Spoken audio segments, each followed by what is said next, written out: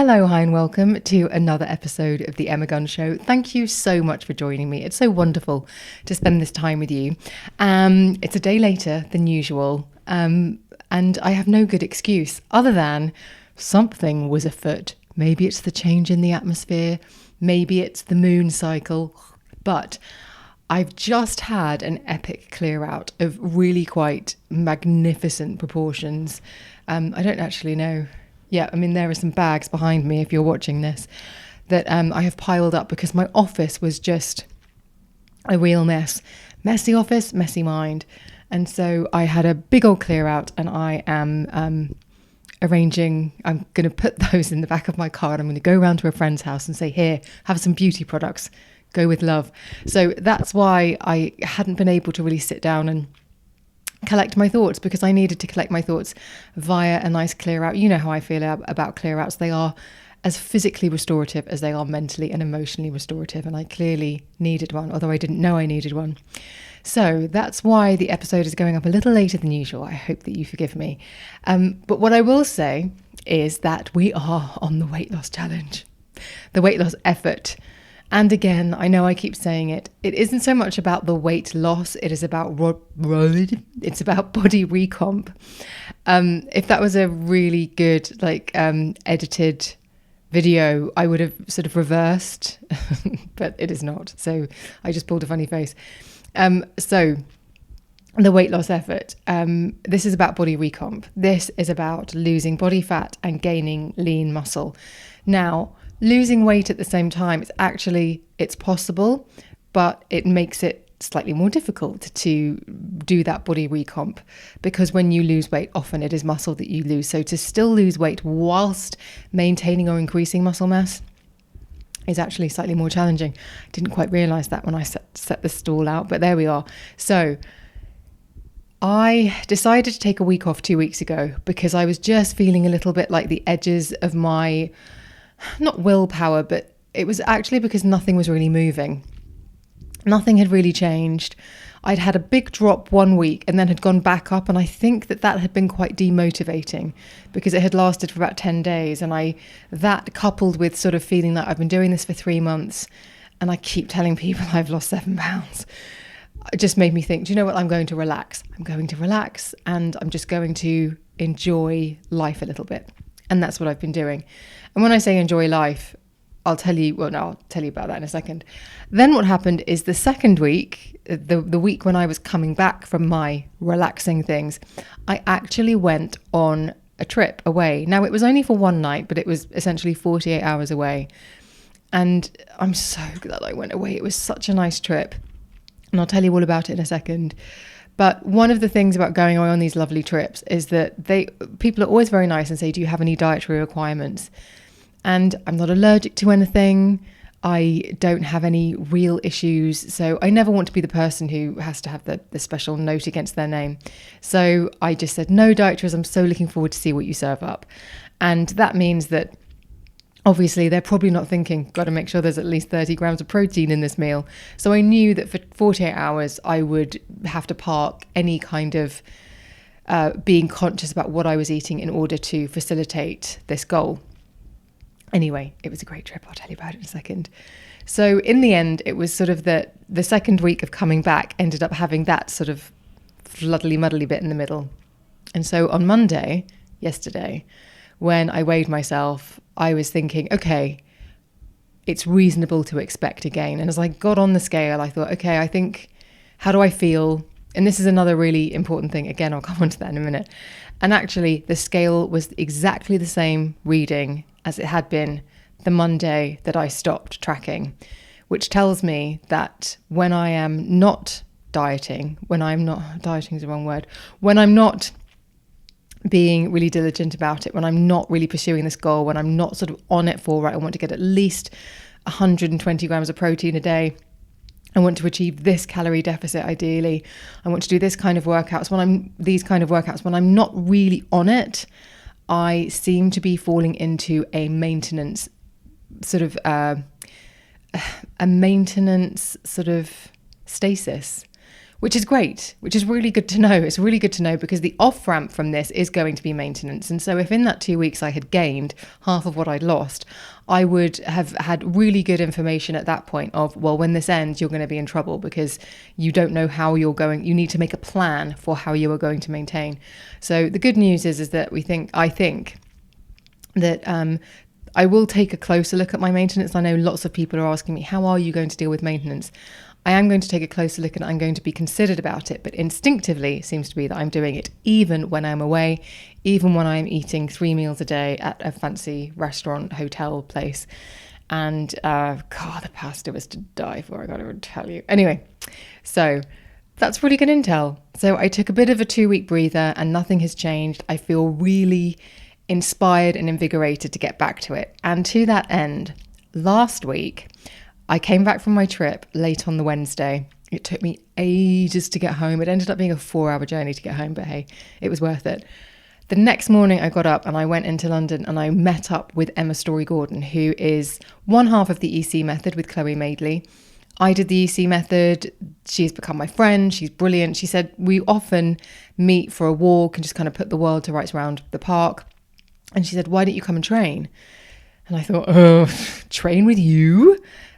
Because she's Emma Story-Gordon. She's ridiculously fit. She's really lean. She's in peak physical condition. And I was a bit like, I don't know how my ego is going to take working out with her. Well, obviously she's a brilliant coach. She's been my coach for ages. And I refer to her so often. But we did a training session and it was so, so brilliant. And we trained in a gym that she goes to. And at one point, we were nattering a lot during it. And at one point, I was talking about the EC method and the fact that they have gym workouts and they have home workouts. So depending on what you're able to have access to, they will set out gym workouts and they will set out home workouts. And it just so happens that Emma usually writes the gym workouts. And I hadn't used a machine in a really long time. And we decided to train upper body. Emma's a strong suit, I have to hasten to add. And because I was saying, I like training my upper body at home, but because it's smaller muscle groups, I don't really get my heart rate up. And she said, well, let's train upper body today because she knew what she was about to do. And we had a great training session and we were sitting on one of the machines, or she was on one of the machines and I was chatting to her. And I said, it's really interesting because obviously with dumbbells, you have a limited range of movement and progression based on the weights that you've got. And I was using this machine thinking, God, I can really feel that I'm using muscles or I'm recruiting muscles in a completely different way, and muscles that perhaps don't get used or fired up when I'm using dumbbells at home. And so I just sort of looked over and said, well, do you get a better workout at the gym? And she just looked at me and was like, yeah. And that would have been great if you've been watching YouTube, because I think I did a good impression of her face, which is just kind of like, well, yeah, not in a, yeah, numbskull, but more in a, well, yeah, because of the different modalities, because of all the different machines. And so I think that that came at the perfect time, because the sort of fatigue that I had been feeling 3 months into this effort, and it has been an effort because my muscle mass has pretty much bimbled around the same point, but my body fat has gone down and my weight has gone down. So, hey, result. But I think I was beginning to feel a little bit limited. Like I was coming to the end of the Iron series for Caroline Gervin for the second time. And as brilliant as that is, I was beginning to think, am I just going to do it a third time? Like, how do I take it up a notch? How do I tax myself differently? So on the train home, I sort of Googled gyms in my area, and it turns out there is one that I didn't even know existed that is less than 5 minutes walk away from me. I know that sounds mental, but it's under a bridge and round a corner, and it's under a bridge that I don't ever go under, so don't judge me. But there is a gym there, and I went on the site and I thought, okay, all right. And then I thought, I'll look at the membership prices, looked at the membership prices, and right at the top it said, do you have Vitality Health Insurance? If you do, you could get 50% off a membership. Well, I was signed up before the day was through. On the way home, I got out, walked over there, had a little look round, met someone at reception who took me upstairs and showed me all the gym equipment. And I thought, this is really nice big space. I'm really lucky that I work from home and I'm self-employed, so I don't have to go early when it's busy. I can actually choose to go when it's a little bit quieter. There's a pool. and I'm really liking it. So my first session was last Friday, and I just kind of, I actually asked ChatGPT to just, please, can you write me a 30-minute leg workout using these 7 machines? And it did. We'll put a pin in using ChatGPT because I feel conflicted, but I mean, anyway. And then I was really delighted at how different it felt afterwards. Like, I was delighted at kind of the tremble in my legs from using the leg press. And I had my heaviest weights at home are 2 10-kilogram dumbbells. And on the leg press, I was doing 75 kilograms, did 80 on a couple of them. But I'm like, oh, I can see how I could really push this. And obviously that's like a completely different way of working my legs. And then all of the other machines. And then yesterday, I did an upper body workout. And then today I did another leg workout. So, and I can really feel the difference. The biggest difference right off the bat, I have to say, was that on Friday I went to the gym and obviously it was like, well, I'll go a lot heavier. Maybe I should have dialed it back a bit. But my appetite over the weekend I was ravenous, I tell you, tearing all of those muscle fibers. My body wanted the energy. So I struggled with that a little bit because I was like, well, I still want to be in this deficit. But I just was mindful to put a ton of protein into me. But anyway, it has been a bit of a revelation. And I've never been anti-gym, but I very much leaned into the fact that I could do stuff at home. I had been a gym member for a really long time. I think every time I've always been a member of a gym, and I've used the gym, but I've never had a plan in the way that I do now. And I've also never been as connected with what I want to achieve as I am now, which is great. But when I said on my Instagram that I joined a gym, I think a lot of people thought I'd never set foot in a gym before and started giving me advice, which is obviously very sweet. But in the greater context, it's that, oh no, I've done all of this before. But before, I wasn't really aware of what I was doing. And I really tuned into it today because I was doing the leg exercises. I was on machines. And actually, just to say, I will go and do sessions where I don't use the machines as much, where I do use the free weights, where I do use the squat rack and things like that. But just for now, it was kind of like playing with new toys. But I was sitting on one of the machines doing the exercises, one of the leg machines, and I'm really mindful to do all the movements slowly. I just feel as though you get a lot more bang for your buck if you can do those motions really slowly, because it puts the muscle under greater stress. And I remembered, I suddenly thought, God, I think when I used to come to the gym, I just used to try and get them done quickly because there was this element of exercise has to be quick to be efficient. So I was thinking about the leg extension machine and how I'd probably like do 12 reps in, 15 seconds. Well, now today I was doing 12 reps and probably taking, 10 seconds for each one. I was just really slowly going through it and really being mindful of like really resisting the lowering and really pushing and slowing the lifting. And that's just a really subtle a really significant shift in my mind of like, what am I trying to achieve? I'm trying to build my muscle here. I'm trying to build lean muscle. And so in order to do that, be slow, be methodical, be thoughtful about what you're doing, lift a weight that's really challenging. And I definitely think that in the past, I've just lifted weights that I was capable of lifting rather than weights that actually presented that challenge. So I'm very excited to be going to the gym. I will not be going to the gym exclusively. I will be doing my home workouts as well. But it's nice to have that mix and to be able to sort of, challenge myself in a new way. Okay, so I did want to just say one thing based on the fact that it's sort of quite topical right now. But I am aware this is creeping into my content a little bit more than I would like it to. So after today, let's just draw a line under it.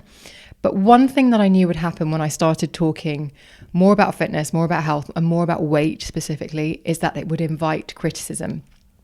I knew that it would upset people because it does seem to be an upsetting topic, much in the same way that I've talked about how I have viewed some body positivity content through my lens. I don't think that's responsible, but that is definitely something I keep to myself. But essentially, the reason why it's topical is because there is a website called Tittle-Life, which is essentially a forum for people to go on anonymously and share their thoughts and feelings about content creators, celebrities, presenters, journalists, etc., that they don't like. It is not a positive space. And I haven't looked at it. I'm aware that it exists, but I know friends and colleagues who are the subject of threads on there and who have, I mean, from what they've shown me, it's pretty awful. So it's just kind of like, why would you look? Why would you look?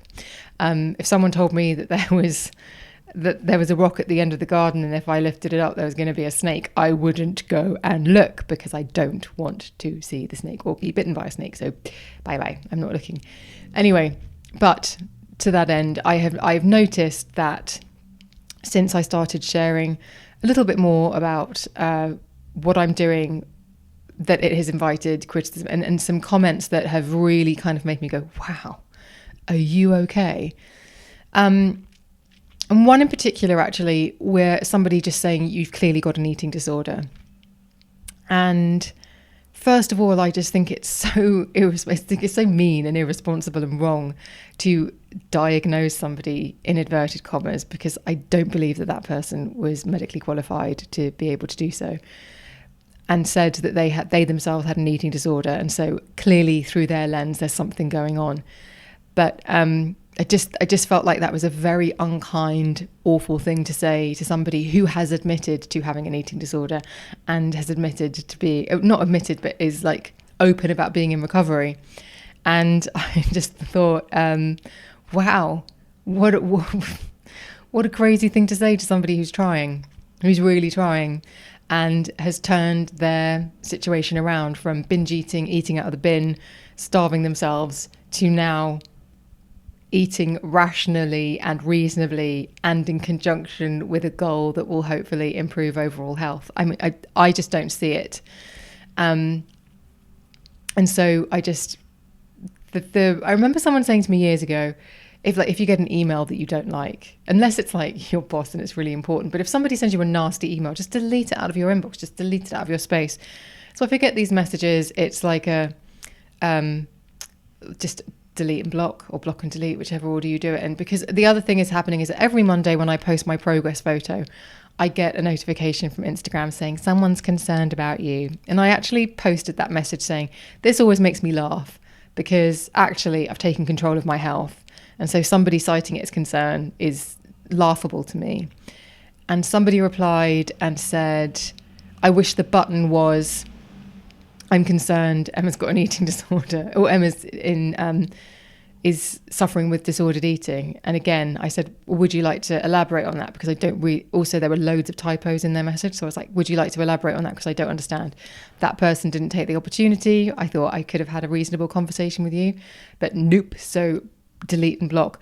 But it is just very strange. And in light of everything that's going on with this whole piece about Tattle, and the fact that Tattle Life may actually, all of the anonymous posters might be exposed, I just think it's very interesting, in whether it will mark a change of how people interact with each other online. I just don't get it. I can tell you, I see people and I think in my head, I don't like that thing that they're wearing, or I don't think it suits them, or I don't know why that person just gets up my nose, but I don't tell them. Because why would they care? Why would they honestly care? It would just be a mean, unkind thing to do, to say those sorts of things. But it just really puzzles me that the weight loss content particularly seems to invite this kind of content. And I'm going to continue to create it. In actual fact, I was talking to Emma Story-Gordon about this when we were training together. And I said, one of the reasons why I've never spoken about weight loss, this is the first time I've really covered it. Previously, I lost weight without saying what I was doing. And then I would do one post and then I wouldn't talk about it again. And actually, in 2019, when I started to lose weight the first time, when I dropped that first 30 pounds, people started asking me, you've clearly lost weight. Every time I did a live or I did stories, I would get lots of comments saying, what are you doing? You look smaller. Like what's changed? Are you dieting? What's going on? This is before Ozempic, so nobody was saying, oh, you won the pen.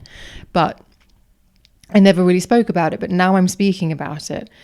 And I'm sort of feeling somewhat confident because I feel like it's not just a recent thing. And I think a lot of people have found my content recently and think I was just trying to lose 10 pounds and they don't necessarily know the backstory. But this has obviously been an ongoing journey that involves yo-yo dieting. It involves gaining 50 pounds, losing 50 pounds, gaining 50 pounds, losing 50 pounds, having a very peculiar disordered relationship with food and binge eating.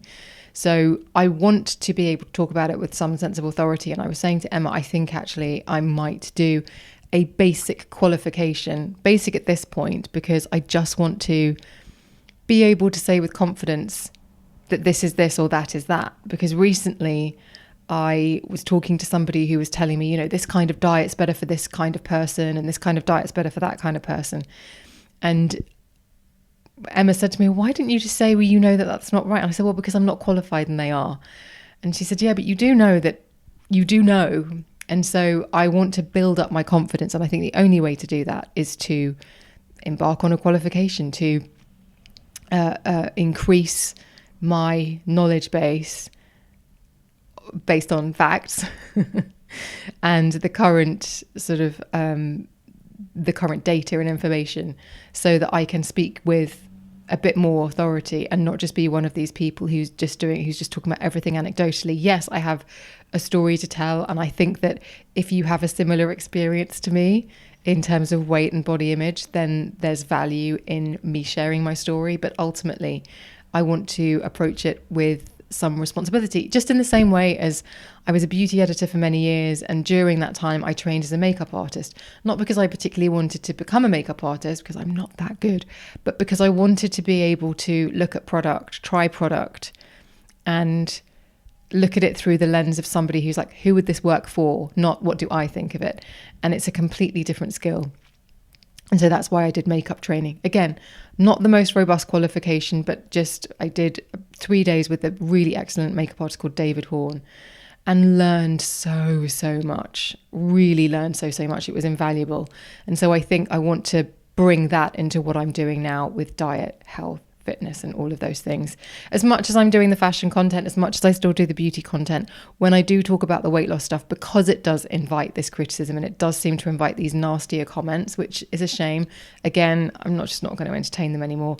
There's always a little flicker of trying to reason with these people, but these people don't want to come to a resolution with you. They just want to attack you. So it's best just to get rid of them.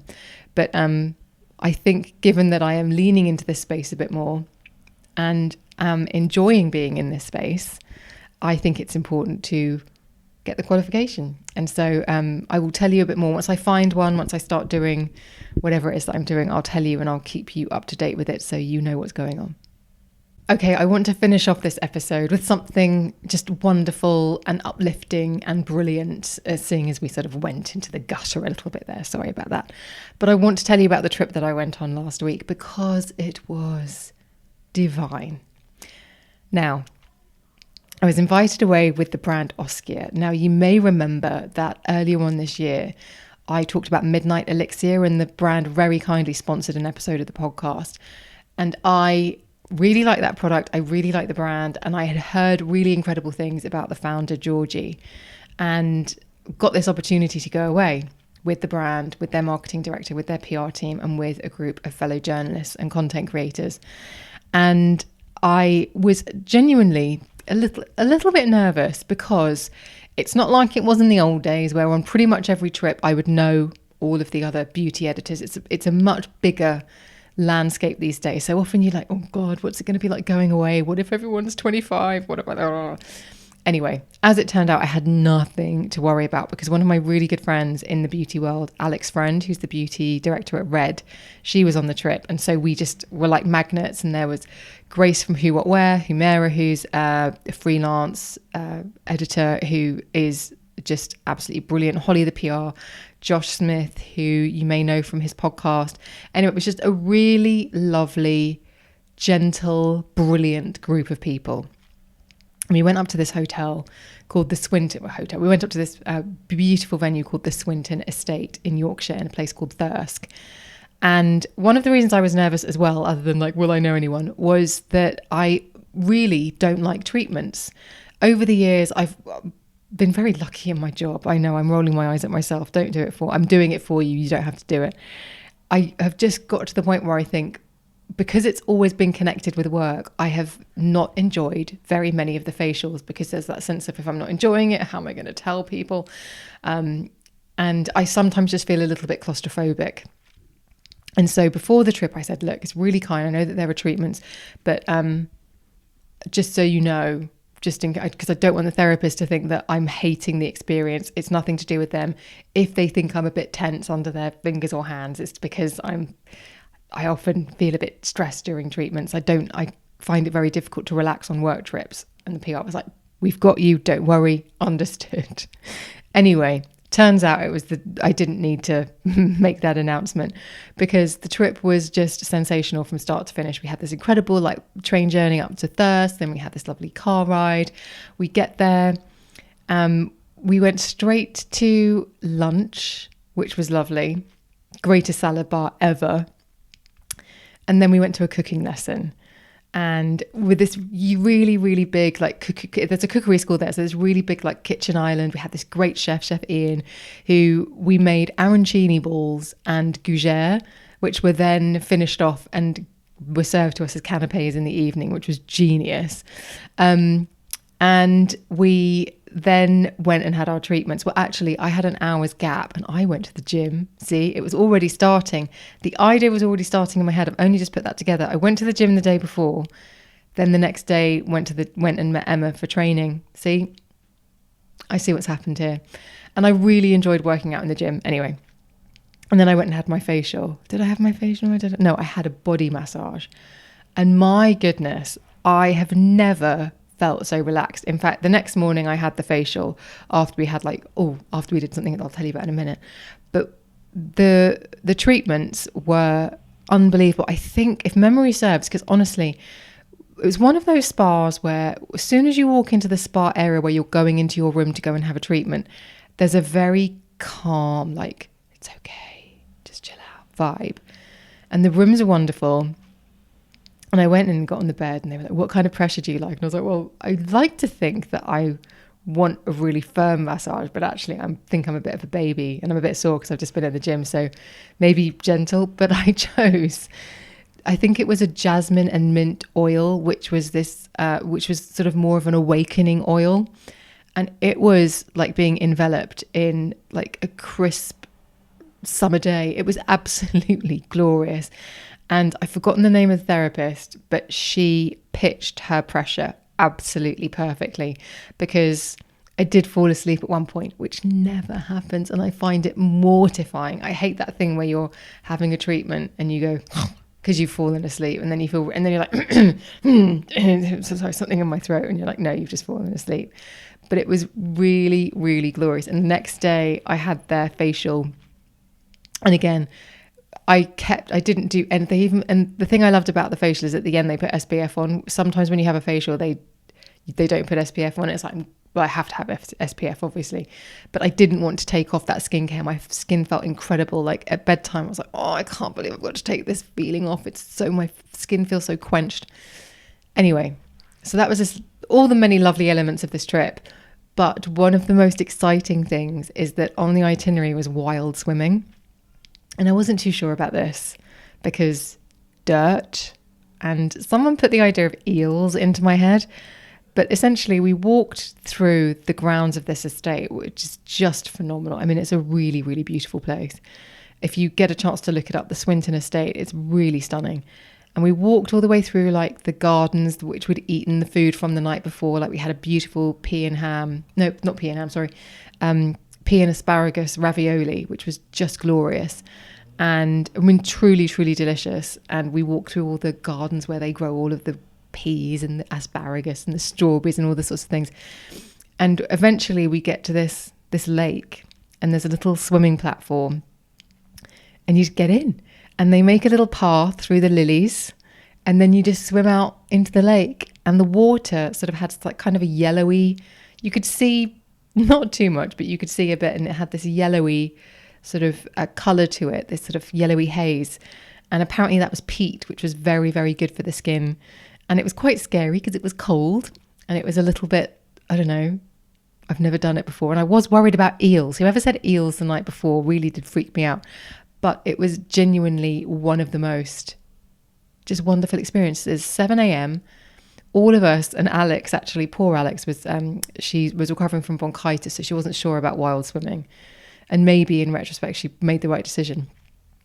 But we all kind of got in the water and swam off. And when we came back, she said it was like little ducklings coming back in. And it was just so sweet. And it was I'm really glad I did it. It couldn't have been more beautiful. It was just like a crisp, beautiful, hot summer's day that was about to get scorching. But at that time of the morning, everything just smelt really fragrant. Everything looked really green and lush. And the water was cold. Well, it was fresh, but not cold anyway. So it was lovely. So I just felt really lucky to have that experience and to go away, because I was so on the fence about, oh, should I go away? Should I take some time off? Should I stay at home and do some work? Should I film some more fashion content? Should I make some more podcasts? Blah, blah, blah, blah. And then I thought, no, I think it would be really nice to go. And again, I love the products. And as soon as I got back, everything in my bathroom that isn't Oskia has kind of been pushed out, and I'm really leaning into those products, because one of the nice things about these trips, and I know that sometimes they irk people that brands take certain people away and not others, but one of the really wonderful things about a trip like this is it does allow you to build an emotional connection with a brand and to understand a brand in a way that you simply can't from a press release or the blurb on a website or from anywhere else. And actually getting and chatting to Georgie, who's lovely, was really opened my mind up to this brand and made me think there is something really special. And look, for a long time, I used to do these trips often when I worked on magazines. And you would sort of feel familiar, but there was something very special about this trip in the sense of, oh God, I really get it now. There is something really special about this. It really elevated it in my consciousness of like, oh God, they're really working towards products that just work. They really work. So there'll be more of that coming on my Instagram content, because I've been using things like the cleanser, which I hadn't used before. And I just think it's marvelous. And then I was using something else. Oh, and then the night of the dinner, a lot of us were saying we don't sleep in hotels. We find it really challenging to sleep. And George as well, I've got some lab samples of these things that we're putting together. But rub this into your skin, soles of your feet, that kind of thing, and see if you sleep. And I was like, oh, that's very kind of you. But in my mind, I'm thinking it's not going to happen. I never sleep in hotel rooms, ever. I am always a bit like, I'm not at home. It feels peculiar.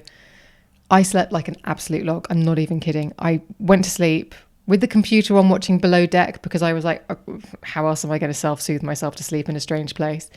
And then I woke up at 6 o'clock in the morning and I thought, wow. And actually, when I walked out to go to wild swimming, Georgie was the first person I saw. And I was like, you witch, you need to tell me what's in that stuff. So as soon as that's launched, I will tell you about it, because I've even used it. I used it last night because I was feeling a bit, it's very hot. We're renting a heat wave here in London, in the UK. And I felt unsettled, and I put it on, slept solidly I went to bed really early because I felt unsettled, and I thought, if you stay up, you're going to end up cleaning out the Tupperware drawer, doing something stupid, so just go to bed and read. And I think I slept from about 10 until 4:30, which is good for me. So as soon as I am able to tell you more about that, I will. But anyway, that has been the week. Please do get in touch. As you now know, this is on YouTube. This is on podcast platforms. This is also on Substack. So wherever it is that you're enjoying this, please do reply, say that you're listening, send the link to a friend, comment if you have any thoughts about part 1, weight loss, part 2, people not being happy about weight loss, part 3, wild swimming. Just comment below the video, reply to me, DM me on Instagram, or I'm at Emma Guns. Email me, office@emmaguns.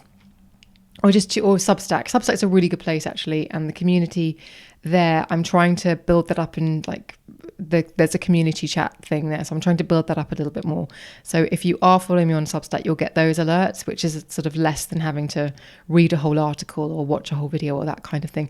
And if you are following me on Instagram, where I'm at Emma Guns, and you've seen any of my fitness or beauty content recently, please do comment and let me know what you think. I've been doing lots of colour consultations. Ever since I had my colours done, I've been buying and trying on clothes, saying, what do you think? Is this a better look for me? And the more people that weigh in, the more you'll help me, because basically I pretty much want everything. So I need the people to say no, but I also need the people to say yes. And you are good people, so I trust your opinion. But anyway, those are all the ways that you can get in touch with me. That will, of course, be in the show notes on the Substack, on YouTube, blah, blah, blah, in podcasts, everywhere. So it's been lovely to spend this time with you. Thank you so much for staying here and listening to me. And I will see you on the next one.